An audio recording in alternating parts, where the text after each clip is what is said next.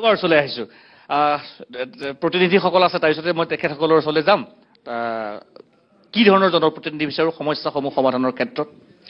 প্ৰথমতে আপুনি উল্লেখ কৰিছিলে যে ভাৰতবৰ্ষৰ গণতন্ত্ৰৰ এখন গণতন্ত্ৰৰ উৎসৱ মহোৎসৱ বুলি আপুনি যিহেতু প্ৰকাশ কৰিছে কিন্তু মই ৰাজনীতি বিজ্ঞানৰ এজন ছাত্ৰ হিচাপে লক্ষ্য কৰিছোঁ যেতিয়াৰ পৰাই এই বিষয়সমূহৰ ক্ষেত্ৰত জড়িত হৈছোঁ অধ্যয়ন কৰিছোঁ তেতিয়াৰ পৰা দেখা পাইছোঁ যেন এই চৰকাৰখন অহাৰ দিনৰ পাছৰ পৰা ভাৰতবৰ্ষৰ গণতান্ত্ৰিক ব্যৱস্থাটোক যেন মষিমূৰ কৰিবলৈ বা মোহাৰি পেলাবলৈ চেষ্টা কৰা হৈছে আমি দেখিছোঁ ভাৰতবৰ্ষৰ বিৰোধী দলসমূহক কেনেধৰণে নিষেধ কৰিবলৈ যত্ন কৰা হৈছে কেনেধৰণে বিৰোধী কণ্ঠৰ উদ্ধাৰ কৰিবলৈ কেনেধৰণে যত্ন কৰা হৈছে কেনেধৰণে ভাৰতবৰ্ষৰ যিসমূহ স্বতন্ত্ৰ সংস্থা এই স্বতন্ত্ৰ সংস্থাসমূহৰ ওপৰত কেনেধৰণে কুঠাৰাঘাত কৰিবলৈ চেষ্টা কৰা হৈছে এইসমূহ আমি দেখিছোঁ গতিকে ৰাজনীতি বিজ্ঞানৰ ছাত্ৰ হিচাপে খুবেই দুখিত হৈছোঁ আৰু ভৱিষ্যতৰ ভাৰতবৰ্ষৰ গণতান্ত্ৰিক দেশখন থাকিবগৈ নাই সেই কথাত আমি খুবেই সন্দেহ প্ৰকাশ কৰিছোঁ আৰু দ্বিতীয়তে ক'ব বিচাৰোঁ যে এজন ছাত্ৰ হিচাপে আমি লক্ষ্য কৰিছোঁ যে এই চৰকাৰখনে শেহতীয়াকৈ কিছুমান নীতি গ্ৰহণ কৰিছে যে শিক্ষানুষ্ঠানসমূহ তেখেতসকলে বন্ধ কৰিবলৈ তেওঁলোকে তৎপৰতা গ্ৰহণ কৰিছে তাৰ নাম দিছে তেওঁলোকে একত্ৰীকৰণ কিন্তু একত্ৰীকৰণৰ নাম দি